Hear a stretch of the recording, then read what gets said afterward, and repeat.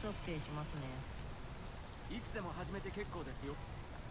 Kai versus Giovanna. Duel 1. Let's rock. Gio showcases some of the trademark strengths in Guilty Gear Strive. She has flexible movement, neutral tools for any situation, and an arsenal of ways to create plus frames, putting your opponent in difficult strike throw situations. To dismantle her kit, we're going to have to take a deeper look at her strong options to see how flexible they really are. Similar to how we dealt with May, and after receiving all the positive feedback from the How to Beat Zato video, quizzes will now be a staple of the Counter series. So, with no further ado, let's start at the beginning. Gio's round start is only second to Nagoriyuki's. She has a 10-frame disjoint in her stand heavy, and almost anything she can't bulldoze through, like a 10-frame low or a 6P, she can counter hit with Soul Nascente for free. If all else fails though, she can rely on her infamous sweep to either whiff punish or go under mids. So how do we get around these tools? We simply walk back. This will place us out of the range of her mids and even her sweep, putting us in prime position to whiff punish ourselves, leaving her with specials that either throw away her turn or allow plenty of time for us to respond with 6P. With her only options being left being dash on the ground or in the air, the onus is on us now to keep her moving in check with our keep out tools. If you're not sure what your character's keep out tools are, check the description for what I think and the comments for takes from our character specialists in the community. Now that we've stabilized round start, we operate neutral under this premise. Gio must come to us. She doesn't have a gun, no projectile of any kind. She can't even send the dog to attack you. With that in mind, you don't want to just throw out buttons willy-nilly. Focus on these two key things. First off, instead of placing your buttons where she is, place them where you know she's going to be. You know she's coming to you, so you don't have to dash in the range of your normals like you would in most matchups. Instead, aim to place them further back than you would normally. Checking your movement requires less work and opens up less committal options in neutral. See, most Geos know you'll try to take advantage of the fact she has to come to you by throwing big buttons to stop their approach. That's where excellent ground movement comes into play, and players get whiff punished into oblivion. What's much harder for Gio to adapt to, though, is you adding small advances and quick jabs to your option set in neutral. Air dashing over your low command buttons and getting 6 speed is the last thing she wants to happen, so to buy time to adjust, she'll most likely backdash, but she can't keep this up forever. She'll run out of space eventually. To prevent this from happening, she'll fall back and hold her ground with her all-purpose sweep. The second key thing you want to do in neutral is understand your options in relation to this move. What's important to remember here is that for the most part in neutral, she's not pressing this because she wants to, it's because she has to. On block, she has nothing to Gatling into, so she can only special cancel into moves that don't pose much of a threat in this context. On whiff, it is hard to punish, but we're guaranteed at least a turn. Watch out for Soul Nascente though. Leaving us with on hit, which doesn't net her much damage. At best, she can get a safe jump, but I wouldn't call it reliable. So here's the thing, we almost want her to use it, because if we're playing well, either we're not getting hit by it at all, and if we do, we're not close enough for her to get the full value off the sweep. You'll know when you're pulling this off correctly when you bottleneck her into using sweep and intentionally smack the starter frames. But no Geo I've ever fought goes down that easily, so let's get to work on dismantling her offense. By now it's common knowledge her most rewarding pressure tools, the drill and the flip kick, can both be 6P reliably due to their pretty long startups. 27 frames of startup on the drill and 30 frames of startup on the flip kick. Flip kick is actually so slow you can air grab it if you see it coming, even off of heavies. Or you can just stand punch it if you're slow to respond. What I really want to talk about though is Soul Nascente, the cartwheel, and Sepultura, which I call wolf kick. Cartwheel used to be her natural counter to players mashing 6P in anticipation of her aforementioned normals, but now it's been relegated to a 6P with higher reward on countering it, so be careful with your mids and neutral. What's more interesting is how Cartwheel works in tandem with Sepultura. See, Sepultura isn't as straightforward as it seems. On paper, the move is negative 4 on block, meaning this is the one special she can do to safely end her turn. But how many times after blocking Wolf Kick has this happened to you? In practice, a lot of the time she may be negative, but that doesn't mean she's out of options. Attacking while at a frame disadvantage is called Abare, and most Geos don't get very far without it. Similar to May's fast off, and if you don't have a plan to respond, she's going to scare you into giving her extra turns. First thing you gotta do is assess the distance between you and her. The closer she is, the more potent Soul Nascente is. Even jabs get crushed in close range because of how low her hurt box is for this move. The answer here is crouch kick because it's nice and low and is too quick for her to interrupt. She can backdash the kick though, but no worries, you still retain frame advantage. If she keeps backdashing afterwards, feel free to target the backdash with one of your longer range buttons. From further away though, things get a lot messier. Outside most characters' crouch kick range, she's usually faster. If you go for something like a crouch slash, her crouch kick will beat you to the punch. And even a low profile 10 frame sweep like Soul's 2D can be beat out by her 2P. If you misjudge the distance between you and her and go for a crouch kick, she can easily whip punish with her own crouch kick. Like I said, it's pretty messy, but there are 3 ways to control the chaos. The first 2 are preventative. You can avoid the situation entirely by FDing her block string, which should place her about crouch slash distance. Don't forget you're at a frame advantage, so you're allowed to press something, but you don't have to. Secondly, instant blocking wolf kick at the end of her block string is also another solution, albeit the more difficult one. It is negative forearm block, meaning if you get the instant block off, it is grab punishable. And last but not least is simply backdashing out of this guessing game. As long as you got space behind you, she can't stop you from doing it. Only punish you if you're too predictable about it. Shutting down her Abare after wolf kick and calmly 6Ping her other high reward specials eliminates her special cancel game, leaving her with only one more set of tools, her normals. Now that we're giving her a hard time with her specials, she's going to have to go about her strike throw with good old fashioned frame traps, tick throws, and dash cancels. The dash cancels are easy enough to deal with, so let's start there. She's got one off her close slash and stand kick. Close slash is the one to look out for because we're only able to act 4 frames before she completes the dash, meaning it's grab punishable. But we have to be quick on the draw. The same goes for a stand kick, being even close slash punishable. As tempting as it is to go for the close slash here, I recommend grab for both cancels as to not overthink it. It's not like she can shimmy or jump out of these options. You want to save that mental bandwidth for her more threatening options, like her tick throws. Fun fact, she can actually tick throw you off her close slash. This move always manages to push you out of her throw range. What you're looking for instead is either her crouch kick or stand kick with some dash momentum inwards, dash your visual cue. From here, simply grabbing beats not only her grab, but her gatling into either dust, wolf kick, or even her forward heavy command normal. This also applies to her tick throwing into these options off punch, if she does that for whatever reason. But before you run off and just grab every time she dashes in with stand kick, remember she still has options, namely her forward punch frame trap and the ability to jump cancel from stand kick. Because she can threaten both of these, you'll have to settle for a delayed grab instead. If she goes for the 6P frame trap, you block it, and if she goes for the jump cancel, you block it. And if she actually goes for the tick throw, you'll be able to break the grab still. I suggest setting a bot to run all 3 of these options at random for about a minute. As long as you don't get hit and break every grab, you're delaying the grab the correct amount of time. I'm actually excited to see if this is a lot of people's first option select. If it is, let me know in the comments. Also, if 10 people tell me they want to see a whole video on the topic of option selects, I'll be happy to do one. Since we've already talked about a couple frame traps, let's knock out the rest. Like any other character, she has a far slash into heavy slash. The only reason you should be matching between these 2 moves is if you think she'll drop the heavy slash and go for the grab instead. But just how she has plenty of time to hit confirm off the multiple hits of the far slash, you have plenty of time to decide whether you want to FD out or challenge the stagger directly.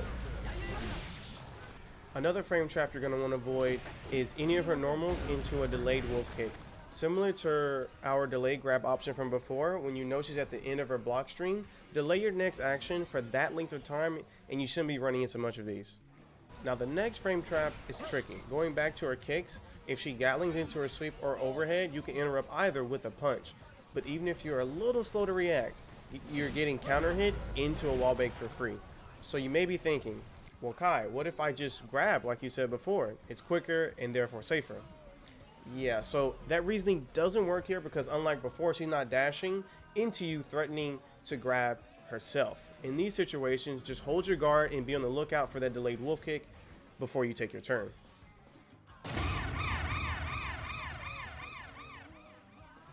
Okay, so hear me out. I probably shouldn't be telling people about this frame trap, but I just discovered it while writing the script. Off her close slash, you can get both her overhead dust and low dust to hit on the same frame. Frame trapping even 3-frame normals. The gross part is off the overhead, she may not be able to combo directly on hit, but she's so plus, she can dash in for another close slash, counter hitting even 3-frame buttons again, and this time for a full combo. This discovery makes the next section the most important of them all. When Gio gets a clean hit on you, one of 3 things are going to happen if you don't have burst. You're going to die, you're getting wall broken,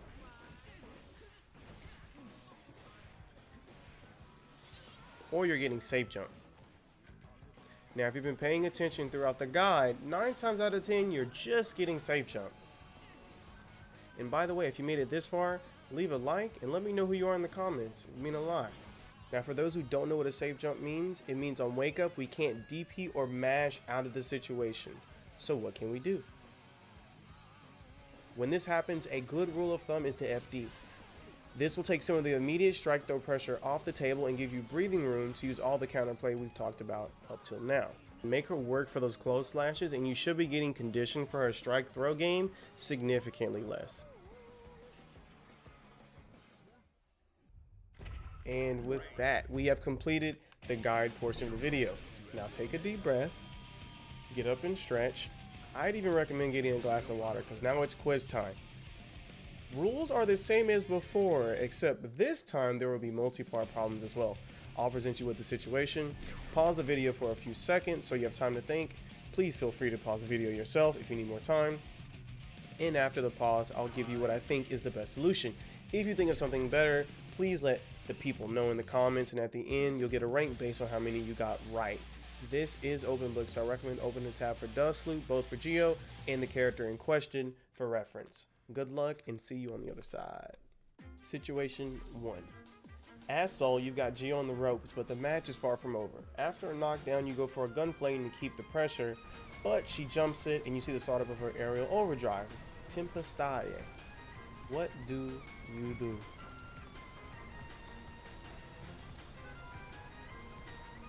This one's a dust loop check because we didn't go over this move prior, but chances are you've been hit by this move enough times to know you cannot 6P it, leaving you with 2 options in this situation. The first one being recognizing your soul and just DP it,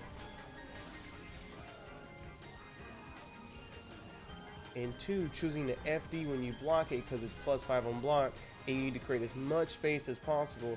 Bonus points if you instant block FD. It's as simple as that. Moving on to the next one. Situation 2. You in the corner is Kai. You're low, so you can't afford to get hit. Gio comes in with the far slash, starting a block string. She gattlings into heavy slash, which means she only has special cancels left. What do you do?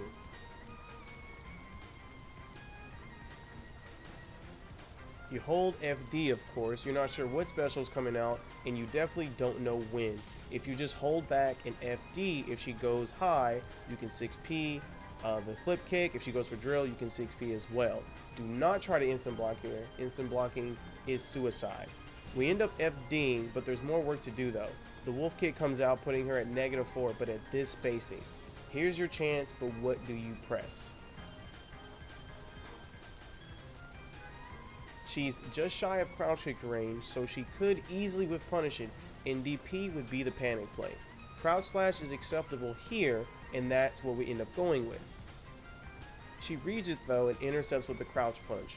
No worries though, she can't get a big combo at this range, but that does mean she gets a safe jump. With no option but to block on wake up, what do you do? Knowing we have to respect the safe jump, we FD to give us time to react to the strike throw. We've almost survived the onslaught, let's keep going. After we've FD'd the jump in, she follows up with a close slash, which we also FD. On the brink, we get a glimpse of this animation. What do you do? Alright, so we made it to the end of the tunnel. Knowing this is a dash cancel and therefore grab punishable, we grab her to clutch out the round, nothing she can do. If you try the DP here, you're definitely still getting grabbed, by the way. Before we move on to the next one, there was a cheat where if you chose to do your 2D sweep instead of crouch slash, you go under the jab and just kill her. So if you did that, you get points for the entire situation. If you say anything besides sweep or crouch slash, you die. So you don't get points for any of the follow-up questions, of course. Wish I could say it's about to get easier, but we train gamers here. Let's keep moving. Situation 3. Hey look, you're on my main this time. Okay, I see you on the Zato, you know the mix, you're schmixing. Uh-oh. Looks like she watched my How to Beat Zato guide, and because you have no guts. Welcome to hell, my friend. Next hit is death. She's got 100 meter and she's coming in hot with stand kick. What do you do? She's not quite close enough to threaten the tick throw, so we don't use our delayed grab option select here. We just block and wait for an opening. We see the 2D, which means a special is coming next. She goes for Sol Nascente, interesting option. You could actually die here though. What do you do? You quickly notice she has enough meter to RC while airborne, so you switch your guard to high just in time to block the aerial. But now you have a 50-50 right in front of you. Do you block high or low? This is a coin flip, but both sides of the coin do not carry the same weight. If she goes low, she'll go right back to her standard option set, which you've been dealing with the entirety of the match. Whereas if she goes high with the jump cancel, especially with the 50% bar she still has, the world is her oyster. Knowing this, we block high, not low. And would you look at that? She hits us with a fuzzy overhead into super. And I don't know about you, but I don't know what side this is about to hit on, or if what side she hits on even matters. All I know is you gotta guess. You blocking to the left or right.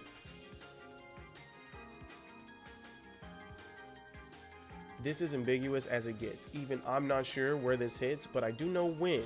We had to take a look at this move before for the first situation, and remember this move is criminally fast. 4 frames of startup to be exact. At this range, the move is basically gonna make contact while you're still in block stun, or a frame or two afterwards, which means cross-up protection is in effect, meaning all you have to do is block from its original side. But we're not out of the woods yet. Dive kick is still plus on block, and she uses that time to micro dash into a stand kick. What do you do? Now is the time for the delayed grab option select. And just in time, she goes for the stand dust to finish you, but you grab her out of it and close things out. Whew. So I may have gone too far for this one, but I'm just trying to prepare you for the violence that is coming. Just days after recording this video, season 2 will be upon us, and judging from what I've seen, you are definitely going to want to expect more violence than what I've shown you here. If you didn't survive here, it's okay. That's why I put this information in video form, so you guys can go over it as many times if you need to. If you want a more personalized lesson, I do coaching as well. Just shoot me a DM in the comments or the Discord. Before you head to the lab, smash that like button and let me know how you did and what you think of this format down in the comments. And of course, there's more characters than just Geo. Check out the playlist to get strats on the rest of the cast. If you want to see more content like this, hit that subscribe button and share the video. It really does help a lot. Till next time, Guilty Gear fam, much love. As always, Kairos out.